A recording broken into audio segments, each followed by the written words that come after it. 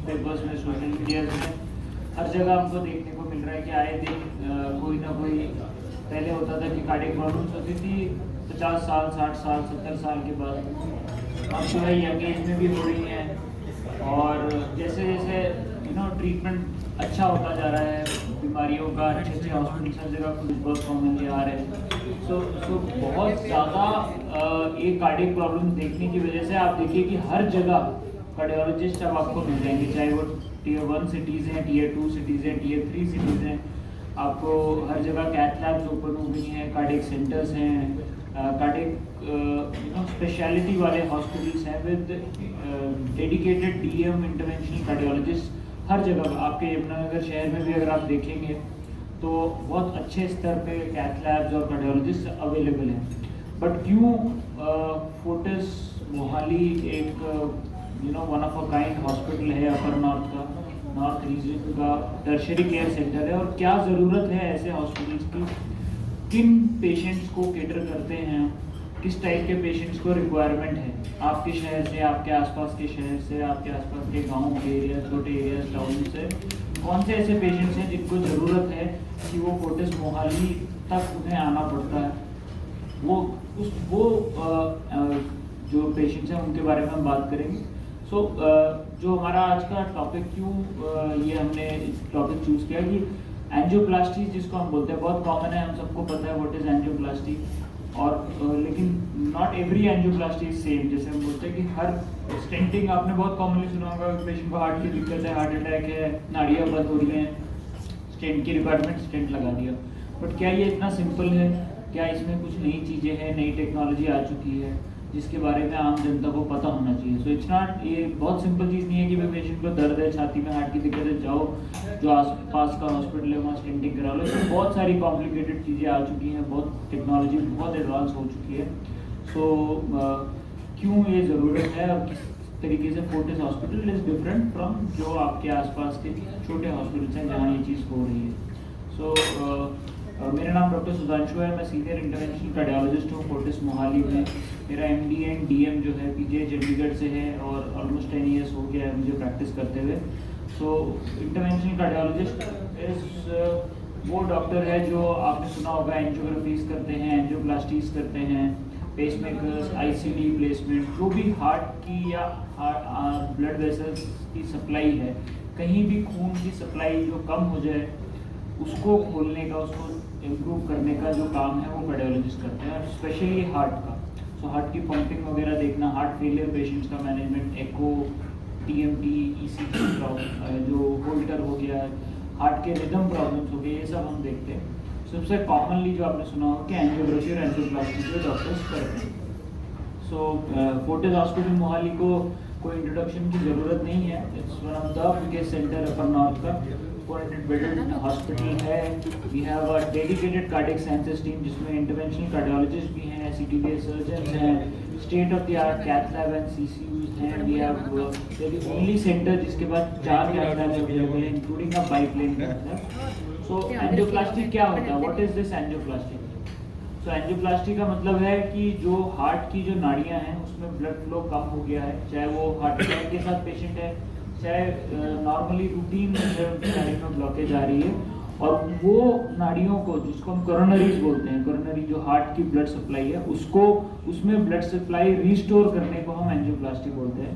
तो जब ये ब्लॉकेज 70-80%, 90% के आसपास हो जाती है तो पेशेंट्स को हमारे छाती में दर्द होने लगता है, सांस की दिक्कत होती है, हार्ट की पंपिंग डाउन होने लगती है, और तब जो है उनको रिक्वायरमेंट होती है एंजियोप्लास्टी की, जिसमें हम क्या करते हैं, हम एक तार लेके जाते हैं, सिंपल शब्दों में समझाऊँ तो तार लेके जाते हैं, बलून करते हैं ब्लॉकेज को, एंड एक स्प्रिंग जैसे एक स्टेंट होता है जिसको हम वहाँ पे डिप्लॉय करते हैं, जो कि आजकल मैक्सिमम ड्रग वाले स्टेंट्स होते हैं, जिससे कि नाड़ी खुल जाती है और खुली रहती है। तो जो ब्लॉकेज 70-80-90% है वो कम होकर 0 हो जाती है, और पेशेंट की जो सिम्टम्स हैं वो ठीक हो जाती है। It's very safe procedure nowadays, और इसीलिए देखिए आपकी कैथ लैब्स हर जगह खुल चुके हैं, doctors are doing it everywhere. लेकिन अब कुछ एंजियोप्लास्टीज ऐसी होती हैं जहाँ पे कॉम्प्लिकेटेड चीज़ें आती है, not every disease is same.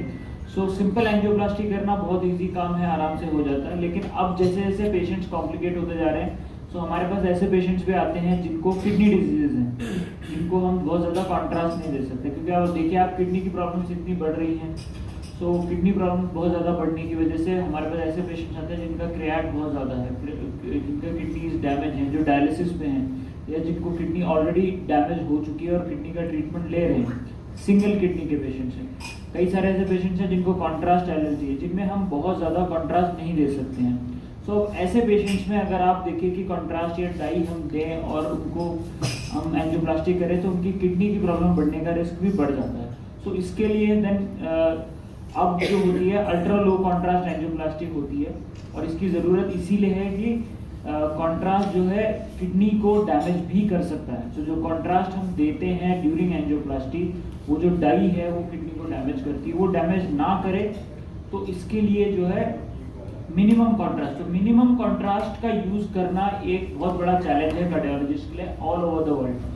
सो आप देखिए कि एवरेज जो है 150 से 200 ml के आसपास कॉन्ट्रास्ट लग जाता है एंजियोप्लास्टी में। इसको कम करना एक बहुत बड़ा एफर्ट रहा है all over the world cardiologist के लिए, बहुत बड़ा एक चैलेंज रहता है। सो एक अल्ट्रा लो कॉन्ट्रास्ट, ये लो कॉन्ट्रास्ट स्टेंटिंग जो है बहुत इंपॉर्टेंट पड़ जाता है हमें किसी पेशेंट में, स्पेशली जैसे किसी को किडनी का प्रॉब्लम है। सो उसमें क्या करा जा सकता है? सो हम किडनी के पेशेंट्स में क्या करते हैं, we can try using some safer contrast, जो सेफर डाइज आती है विजिपेक जिसको हम बोलते हैं। अमाउंट कॉन्ट्रास्ट का हम यूज़ कम कर सकते हैं, उनको हाइड्रेट करते हैं, कुछ ड्रग्स भी देते हैं, स्टेज में उनकी स्टेंटिंग करते हैं, एक नाड़ी को कभी खोल लिया, एक नाड़ी को 2 महीने 3 महीने बाद खोल लिया। एंड फाइनली कुछ इमेजिंग के तरीके आ चुके हैं, जैसे इंट्रावैस्कुलर अल्ट्रासाउंड होता है, हम नाड़ी के अंदर भी अल्ट्रासाउंड, जैसे आपने सुना है कि भाई पेट में अल्ट्रासाउंड करते हैं, वैसे ही अब नाड़ी के अंदर, हार्ट की नाड़ी के अंदर भी अल्ट्रासाउंड कर सकते हैं। ओसीटी करते हैं, अल्ट्रासाउंड करते हैं, उस अल्ट्रासाउंड से हम इमेज कर सकते हैं, तो जो कॉन्ट्रास्ट या डाई देने की रिक्वायरमेंट है वो कम हो जाती है। सो इसीलिए ये इमेजिंग इन कोरोनरीज करके डेवलप किया गया है। सो अब देखिए, जैसे हमें देखना अल्टीमेटली डाई का पर्पस क्या है, हमें नाड़ी को देखना होता है, विजुअलाइज करना होता है जब हमें स्टेंट लगाना है, बलून करना है, स्टेंट लगाना है। सो इसके लिए अब जब हमें डाई कम देनी है तो हमें दूसरा तरीका चाहिए नाड़ियाँ देखने का, इसके लिए इमेजिंग डेवलप किया गया। सो ये सब जो है ये हार्ट की नाड़ियाँ हैं, अगर आप देखेंगे ये हार्ट की नाड़ियाँ जो ब्लड सप्लाई है, और जो ब्लैक कलर दिख रहा है वो डाई है। सो इस डाई के थ्रू हम उसमें नाड़ियों में ब्लॉकेज देखते हैं, ब्लॉकेज कितनी है, उसको ओपन करने के बाद वो कैसा लग रहा है। और क्योंकि इसके लिए हर चीज़ के लिए, हर स्टेप के लिए हमें डाई की ज़रूरत है, और डाई से किडनी में डैमेज हो सकता है। So that is why imaging was developed. So ये इमेजिंग के लिए, ये जैसे दिस इज अल्ट्रासाउंड। सो इसमें क्या करते हैं हम, वी टेक अल्ट्रासाउंड कैथेटर, एक छोटा सा इंट्रावैस्कुलर अल्ट्रासाउंड कैथेटर होता है जो नाड़ी के अंदर जाता है, और उसके थ्रू हम अंदर से नाड़ी को इमेज करते हैं। और ये जो स्टेंट लगा हुआ है, हम उसका डिप्लॉयमेंट देखते हैं, वो कितना खुला है, उसका साइज कितना है वेसल का, क्या हमारा स्टेंट अच्छा लगा है, कोई प्रॉब्लम तो नहीं है, और बलून करना तो नहीं है। सो ये सब चीज़ें जो है बिना कॉन्ट्रास्ट के हम लोग देख सकते हैं। सेम चीज़ हम ओसीटी के थ्रू भी देखते हैं, जिसमें इंफ्रारेड के यूज़ करके हम देखते हैं, उसमें भी हमें स्टेंट डिप्लॉयमेंट दिख जाता है। और मिनिमम कॉन्ट्रास्ट की मदद से जो है हम जो है नाड़ियों को, हार्ट की नाड़ियों को इमेज कर सकते हैं, और कॉन्ट्रास्ट यूज मिनिमम किया जा सकता है। सो एक ऐसा ही पेशेंट हमारे पास आया था कुछ समय पहले, 80 ईयर ओल्ड पेशेंट, जिसको हार्ट की प्रॉब्लम भी थी, साथ में किडनी की भी डिजीज प्रॉब्लम थी, क्रिएट बढ़ा हुआ था, and he needed N angiography because heart pumping was reducing. So he was advised for high risk CAG जो हमने करा, तो हमें ये देखिए अब हार्ट के लेफ्ट साइड में ब्लॉकेज मिला 80 to 90%। So in view of CKD we plan for angioplasty of left anterior descending artery, left side की एक नाड़ी का एंजियोप्लास्टी स्टेंट लगाने का जरूरत था। So we did it with minimum contrast. So normally angioplasty में 150 से 200 ml कॉन्ट्रास्ट यूज होता है, कई बार 300 भी लग जाता है। सो ये पेशेंट में हमने एंजियोप्लास्टी किया with only 30 to 40 ml contrast. So इसमें हम इंट्रावैस्कुलर अल्ट्रासाउंड जो है, जैसे मैंने आपको दिखाया कि वी यूज दिस, एंड हमने इमेज किया कि नाड़ी कितना साइज है, उसको कितना स्टेंट की रिक्वायरमेंट है, किस साइज का स्टेंट, कितनी लंबाई का स्टेंट चाहिए, और हमने बिना कॉन्ट्रास्ट दिए मिनिमम कॉन्ट्रास्ट की यूज से उसको स्टेंट करके, एंड पेशेंट को अब ऑलमोस्ट 4 महीने हो गए, and patient is doing absolutely fine, कोई कॉम्प्लिकेशन नहीं हुआ, ड्यूरिंग प्रोसीजर भी नहीं हुआ, बाद में भी नहीं हुआ। सबसे अच्छी बात कि उसकी किडनी के पैरामीटर्स बिल्कुल चेंज नहीं हुए, जिस क्रिएट पे वो हमारे साथ आई थी उससे 2 पॉइंट नीचे ही हमने पेशेंट को डिस्चार्ज किया, एंड उसके बाद भी पेशेंट का जो फॉलो अप क्रिएटिनिन है वो नॉर्मल रहा, किडनी डिजीज में कोई प्रोग्रेशन नहीं हुआ। सो एक बहुत इंपॉर्टेंट चीज़ है। सो ये जो इमेजिंग है और ये जो लो कॉन्ट्रास्ट पीटीसीए हैं ये बहुत इंपॉर्टेंट है। और फोर्टिस एक हॉस्पिटल है, आप देखिए कि most of the tertiary care centres जो हैं अभी भी इक्विप्ड नहीं है इमेजिंग के साथ। फोर्टिस अपर नॉर्थ का आई थिंक अकेला हॉस्पिटल है जहाँ पे जितना भी टेक्नोलॉजिकल एडवांसमेंट इस समय एंजियोप्लास्टी के हैं, भले वो आईवस है, वो ओसीटी है, या कोई प्लाक मॉडिफिकेशन है जैसे आईवीएल होता है, वी हैव रोटा अब्लेशन, ये सब इन हाउस है।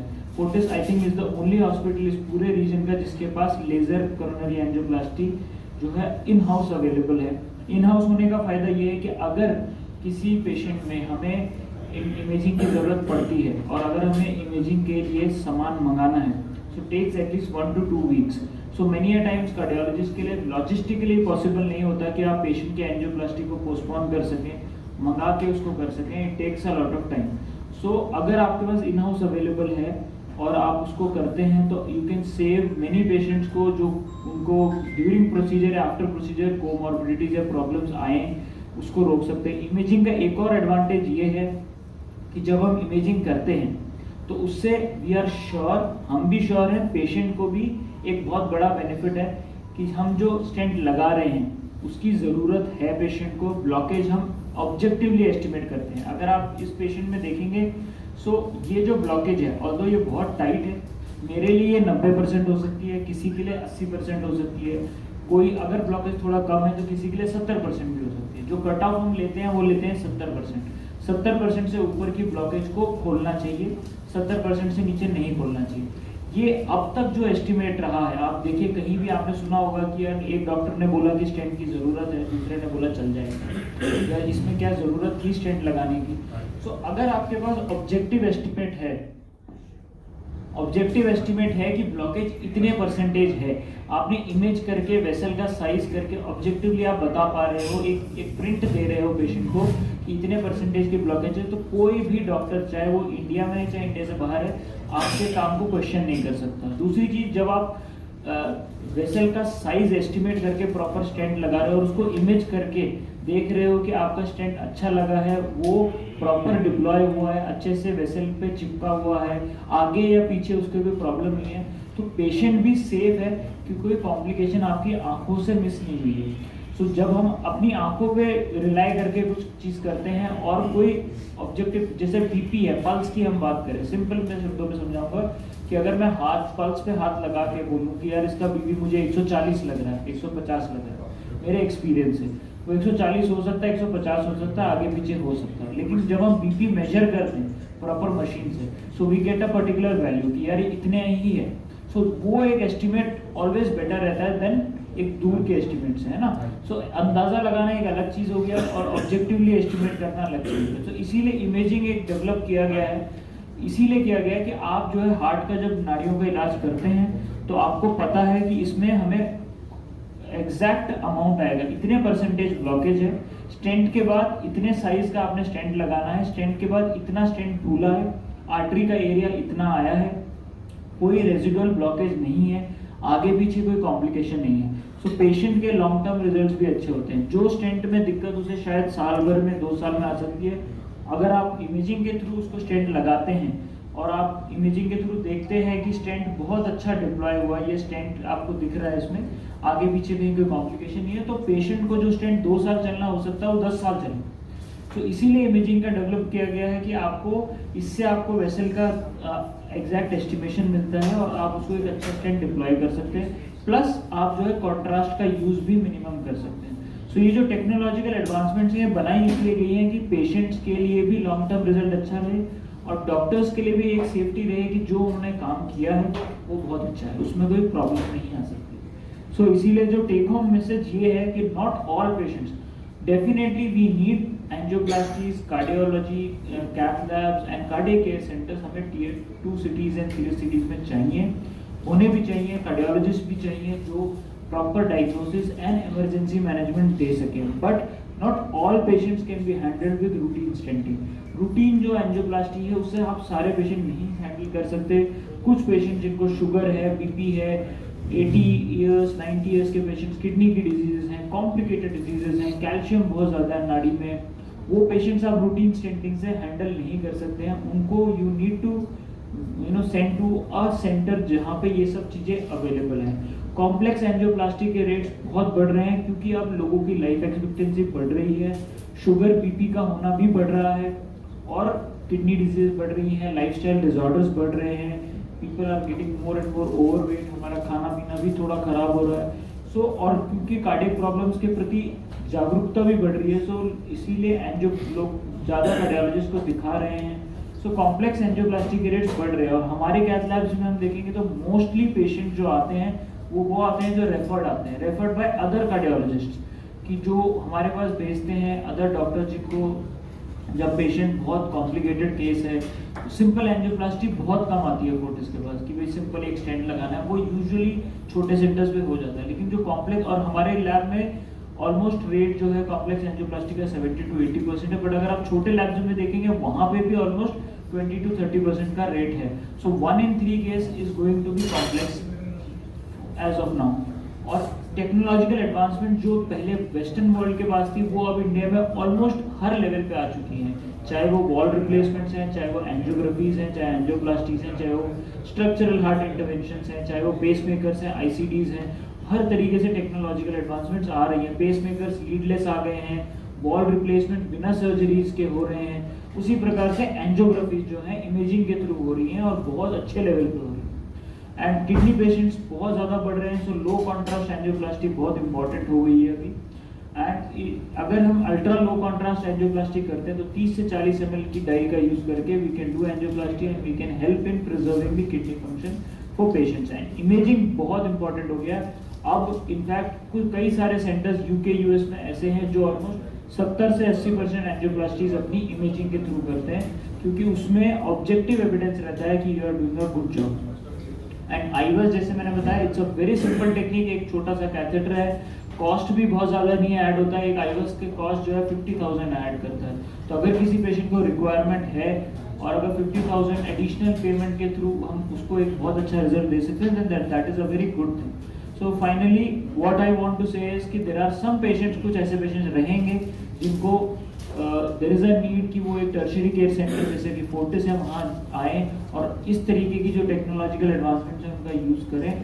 सो यही इस प्रेस कॉन्फ्रेंस का मेरा मकसद, हमारा आने का यहाँ पे यही था कि कुछ ऐसे पेशेंट्स ज़रूर होंगे हर जगह हैं जिनको लेकिन पता नहीं है and they need such angioplasties. कई बार कॉम्प्लिकेटेड केसेस हैं, लोकल आप देखिए कि डॉक्टर्स वुड हैव सेड कि बाईपास करना है लेकिन एज बहुत ज़्यादा है और या फिर बहुत कॉम्प्लिकेटेड डिजीज़ है, एंजियोप्लास्टी नहीं हो सकता। ऑलमोस्ट 90% ऑफ सच केसेस जो हैं अगर किसी अच्छे सेंटर पे आएंगे तो उनको एंजियोप्लास्टी या स्टेंटिंग के थ्रू एड्रेस किया जा सकता है और कोई एज लिमिट नहीं है। मतलब इनफैक्ट इसी महीने में मैंने 2 पेशेंट ऐसे किए हैं जिनकी एज 92 93 ईयर्स की एज है। सो कई बार छोटी जगहों पे हमें ये भी सुनने को मिलता है कि 80 ईयर्स 85 ईयर्स के ऊपर एंजियोग्राफी एंजियोप्लास्टी नहीं हो सकती है, बट इवन 90 ईयर्स के ऊपर 90 अगर आप वेस्टर्न वर्ल्ड का डेटा देखेंगे तो वहाँ 100 साल के ऊपर भी एंजियोप्लास्टी करते हैं अगर किसी को रिक्वायरमेंट है। तो अगर आप किसी को ज़रूरत है और उससे आप किसी पेशेंट को 1 साल 2 साल भी एक्स्ट्रा दे रहे हैं, दैट इज वेरी गुड। तो उसमें कोई एज लिमिट नहीं है एंजियोप्लास्टी के लिए and it should be done अगर रिक्वायर्ड है। Thank you.